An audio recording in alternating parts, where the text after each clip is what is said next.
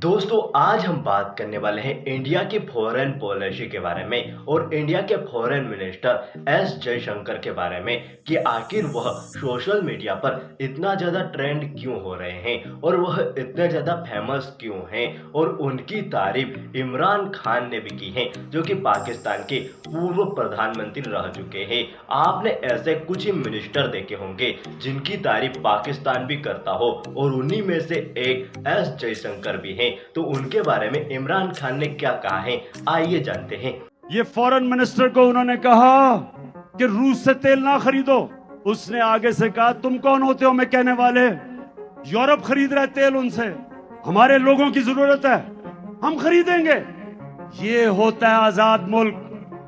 और जब एस जयशंकर से एक रिपोर्टर ने यह पूछा कि आप रशिया और यूक्रेन की वॉर में किसी का भी साथ नहीं दे रहे हो और आप रशिया से तेल ले रहे हो और इनडायरेक्टली आप रशिया का ही साथ दे रहे हो और रशिया की ब्लैक मनी को वाइट कर रहे हो, और अगर इंडिया और चाइना की वॉर हो जाती है और उसमें यूरोप इंडिया का साथ नहीं देगा तो फिर इंडिया का क्या होगा। तो उस पर एस जयशंकर ने यह बोला, somewhere Europe has to grow out of the mindset that Europe's problems are the world's problems, but the world's problems are not Europe's problems. S Jaishankar India के यूथ के अंदर बहुत ही ज्यादा फेमस हैं और लोग उन्हें हाजिर जवाब मानते हैं और लोग मानते हैं कि इंडिया को ऐसा ही फॉरेन मिनिस्टर चाहिए था और ऐसा ही फॉरेन मिनिस्टर की इंडिया के अंदर जरूरत थी। तो आखिर यह इतने ज्यादा यूथ के बारे में फेमस क्यों हैं और यह सोशल मीडिया पर इतना ज्यादा ट्रेंड क्यों करते हैं आइए जानते हैं। तो इनके यूनिक होने के दो रीजन है जिसकी वजह से यह बहुत ज्यादा यूनिक है और यह इतने ज्यादा फेमस है। पहला रीजन तो यह है कि यह पॉलिटिशियन नहीं है, यह कोई भी पॉलिटिशियन नहीं है। आपने ज्यादातर इंडिया के फॉरेन मिनिस्टर देखे होंगे, वह सब के सब पॉलिटिशियन ही होते हैं। बड़े बड़े पोस्ट पर जितने भी होते हैं वह ज्यादातर पॉलिटिशियन ही होते हैं, पर यह पॉलिटिशियन नहीं है और इनको डायरेक्ट अपॉइंट किया गया है इंडियन फॉरेन मिनिस्टर के तौर पर नरेंद्र मोदी के द्वारा। एस जयशंकर इंडिया के फॉरेन सेक्रेटरी थे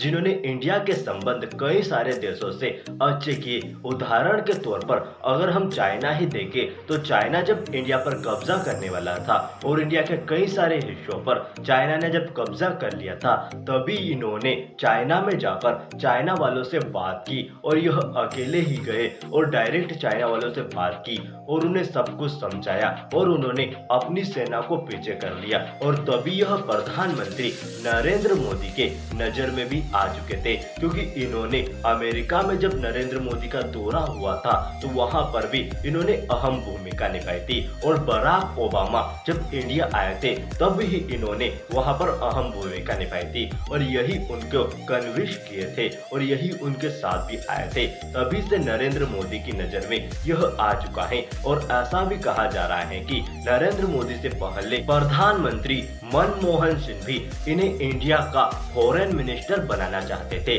पर बना नहीं पाए, पर नरेंद्र मोदी ने इनके रिटायरमेंट के 4 दिन पहले ही इन्हें इंडिया का फॉरेन मिनिस्टर बना दिया और यह इंडिया की फॉरेन पॉलिसी पर बहुत ज्यादा काम कर रहे हैं। और दूसरा कारण है जिसकी वजह से यह इंडिया के अंदर बहुत ज्यादा फेमस है, वह है कि यह हाजिर जवाब है। इनके पास हर एक क्वेश्चन का आंसर और हर एक प्रॉब्लम का सॉल्यूशन होता है। यह हर एक प्रॉब्लम का सॉल्यूशन निकाल सकते हैं और यह किसी को भी हाजिर जवाबी में जवाब देते हैं ताकि उसका मुंह भी बंद हो जाए और उसको ज्यादा बुरा भी नहीं लगे। तो आपको यह फॉरेन मिनिस्टर कैसे लगते हैं कमेंट में जरूर बताइएगा और इंडिया को कैसे फॉरेन मिनिस्टर की जरूरत है, क्या यह वह सही मिनिस्टर है, कमेंट में जरूर बताइएगा।